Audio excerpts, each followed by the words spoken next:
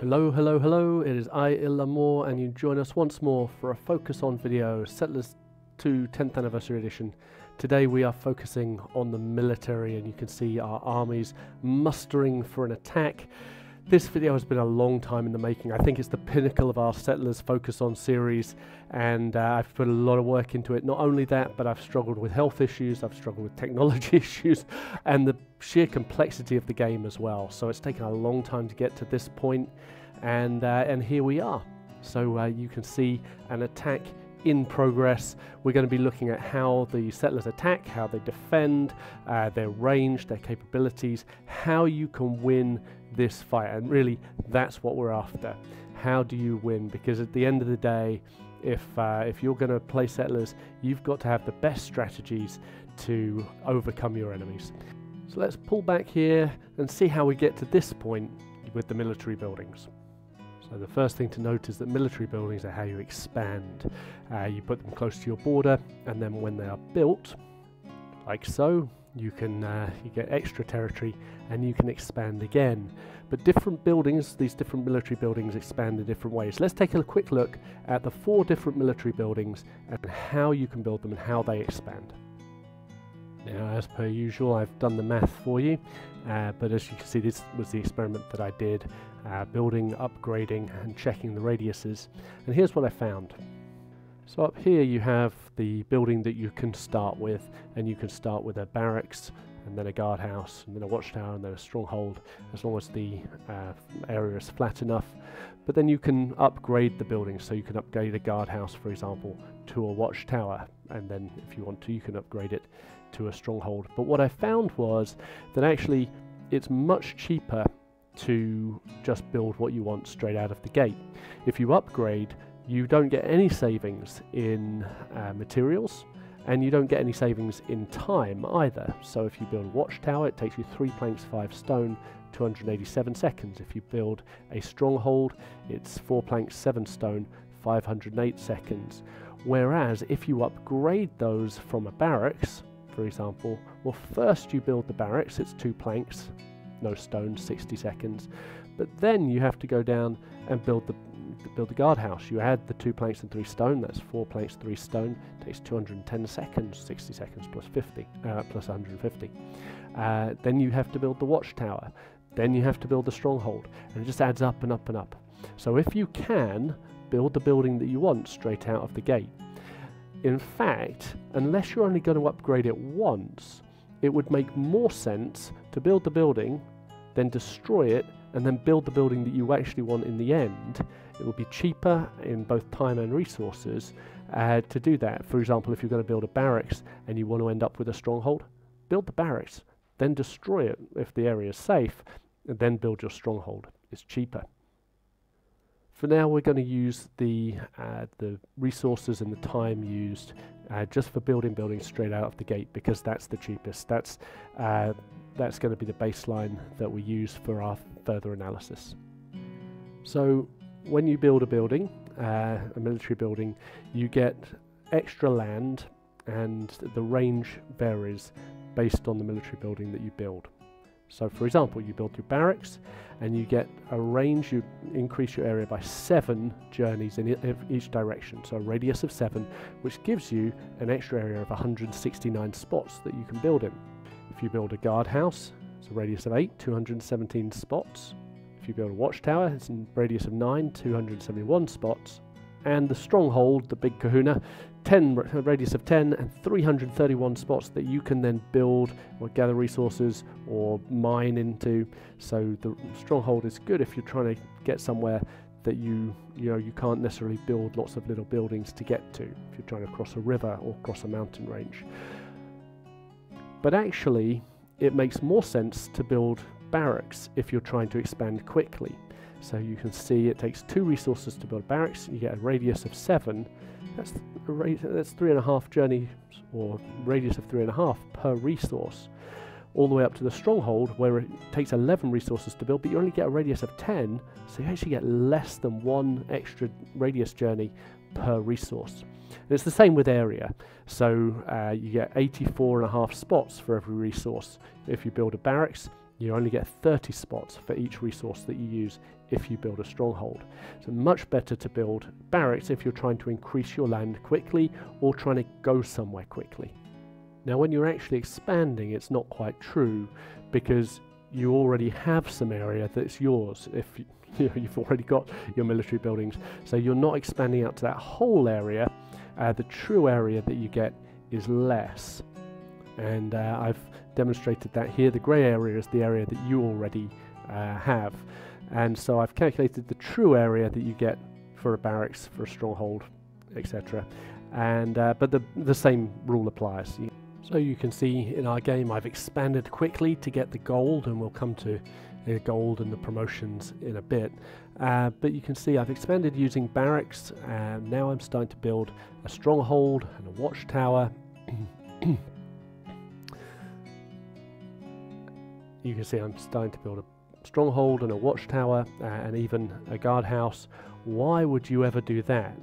Well, as you can see, we've come across the enemy, and so now our area isn't increasing as much because the borders are getting in the way. And so you'll see that you actually share a border. It takes it puts the border in between the average of where your two military buildings are, and so you're more limited. So bigger buildings with greater radius are better, but really what you're wanting to do is get the density of soldiers. Now I do just want to point out here, when you're building a stronghold, if you're building it from scratch, you see how the builder walks and goes from corner to corner?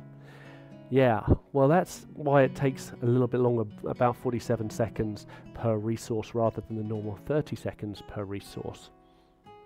But then if I show you here where we're upgrading from a watchtower to a stronghold, he doesn't go to the corners, and so it's again 30 seconds per resource here. So it's slightly quicker to upgrade a stronghold from a watchtower than it would be to build the stronghold from scratch, but it's still way cheaper in the long run to build the stronghold from scratch because you don't have the whole time building the watchtower. Another thing to say, you can't upgrade a watchtower or a stronghold on land that wasn't flat enough to build them in the first place, so there's no benefit in building a guardhouse, for example, and then trying to upgrade to a watchtower. You wouldn't be able to do it if you weren't able to build a watchtower in the first place. And also you do still need to have the leveler come out if you're going to go from a guardhouse to a watchtower, so you don't get those benefits either. Now here we're attacking, and attacking is obviously another way to take territory. If your enemy has some territory and you want it, you have to attack their military buildings. You can only attack their military buildings, and there is a range you can't attack from anywhere. Let's have a look at what the ranges are. So before we talk about the range that they're willing to go, let's talk about the limits. Now military buildings, doesn't matter what type of military building it is, can only be built a minimum of 5 spots away from any other military building. And so if this is a military building in the middle, this hexagon of 5 journeys, no other military building is allowed in here. But around that ring you can have another 6, and so as you can see, the density of military buildings can increase very quickly. And considering that you can have 2 soldiers in a barracks, 3 in a guardhouse, 6 in a watchtower, and 9 in a stronghold, if you start to pack military buildings in this way, and you can, it doesn't matter if these are strongholds or barracks, they can all fit in this structure, you could have 63, that's 7 times 9, 63 soldiers protecting this relatively small area. It would take the enemy ages to get through you. And that also comes to bear when it comes to attacking. Now, soldiers in a barracks can only go 12 journeys to attack another building, and it doesn't matter what the other building is. It could be a barracks, it could be a guardhouse, a watchtower, stronghold, or a capital. They're only going to go 12 journeys. And obviously there's 2 soldiers, so only 1 would be able to go from each barracks at best. So yeah, not going to be able to bring much force to bear. However, a guardhouse, a watchtower, and a stronghold, their range is all 25 journeys. They can all go this far, more than twice as far as barracks, and they have many more soldiers able to attack. So here's a kind of visual representation. The yellow is where the barracks are able to attack from if the center point is the building under attack. The blue is all of these other buildings. So there's only 18 spots that a barracks could attack from. There's 60 spots that any of the other buildings could attack from. And so if you're going to be thinking about the maximum force that you can bring to bear. If you've got 60 strongholds all coming down on one building, that's 480 soldiers. That's 8 times 60 who are going to be able to come and attack and overwhelm the opposing force. Let's talk about upgrades. So in your military menu, you can set castles that are a long way away, a medium distance away, a short way away to have different levels of troops. And when you have troops in your castle, they'll get coins, and those coins cause them to upgrade. One of the things that I like to do is have a fortress like this, a stronghold, a long way away from the front, but still full of soldiers, and if possible, full of privates. Now, privates can take 3 hits, and they're not particularly good. What we do is we leave the coin production on here, but we turn coin, not production, but coin, receiving coins off in the other buildings, military buildings, so we're only getting coins into this one. And then we set in our menu for the defensive castles to be weaker soldiers, and then we come here and we're going to evacuate these soldiers. That's this button, evacuate soldiers, and it will evacuate the strong soldiers first, because we've got the tough ones in. And so we get rid of 3 of these soldiers, and then we turn it off again. But the strong soldiers don't go back, we get more weak soldiers. And so when the coins come in, more soldiers are getting promoted, because 1 soldier of each rank will get promoted when a coin comes in. So watch this coin coming in, and you'll see that one of our privates, one of our colonels, one of our captains, one of our sergeants, and one of our sergeants goes up to being a general.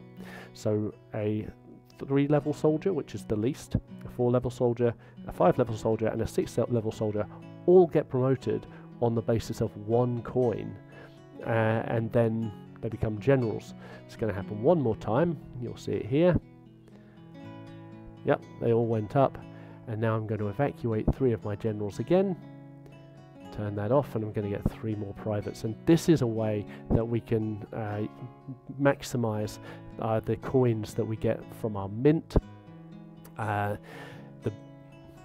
maximum number of soldiers that can be upgraded in a barracks is 2, in a guardhouse is 3, and then in a watchtower or a stronghold is 4. So if you're going to do this upgrading trick, again, it's good to have a stronghold or a watchtower. You'll notice that different military buildings have different flags. The black cross here means that this building is close to the enemy. Now, it's not very close. It's actually how close it is to the nearest enemy building, which is probably this one actually. And I've done the math, I've done the tests, and I can tell you that to be close, a building has to be between 5, which is obviously as close as it can get, and 18 journeys from a nearby house. To be considered medium distance away, let's see if we can find one, here we go. Then it needs to be between 18 and 23 journeys away, and then it gets the single stripe. And over here we've got buildings that are nowhere near, they're far away. Anything above 24 journeys is considered far away. Why is that important? Well, it's important when we look at the military menu to see your troop strength relative to the range of military buildings. And it's especially important for this middle one, because as you know, these middle ones can still be attacked by strongholds, by guardhouses. And so if you put this down, or even all the way down, then those are the buildings that are vulnerable. So I would keep the medium and the close buildings all the way up. So we should talk about defense as well. Now, I've just had to defend my building against the enemy who dared to attack me.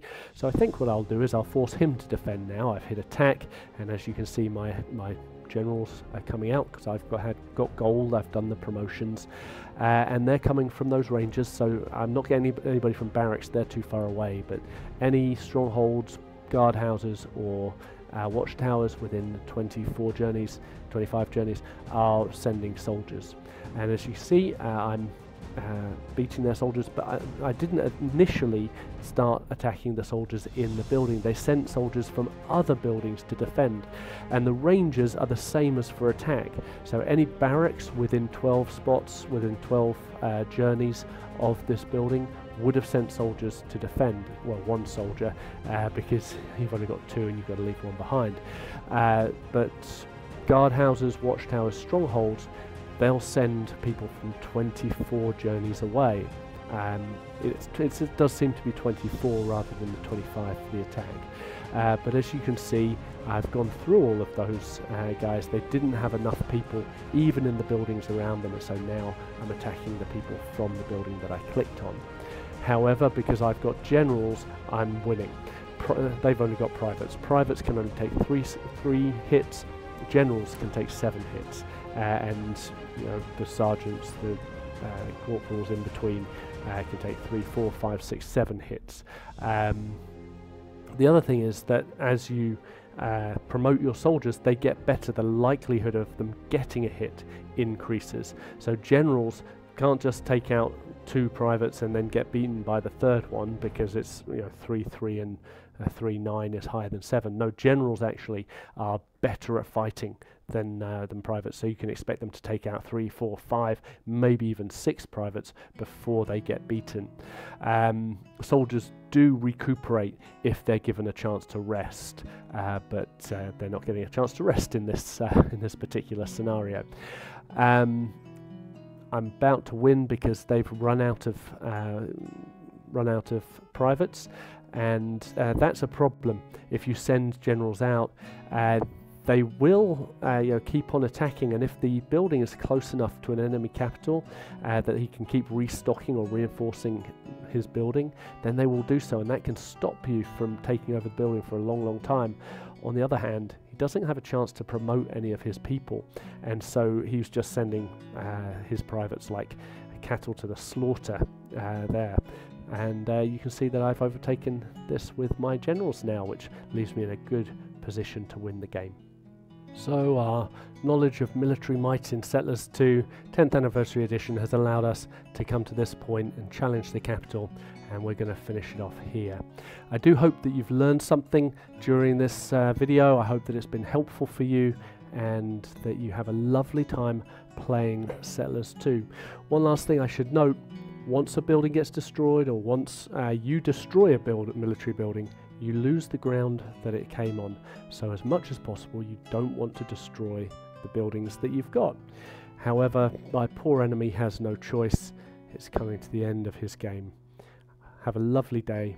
I'll see you in the next video. Bye bye.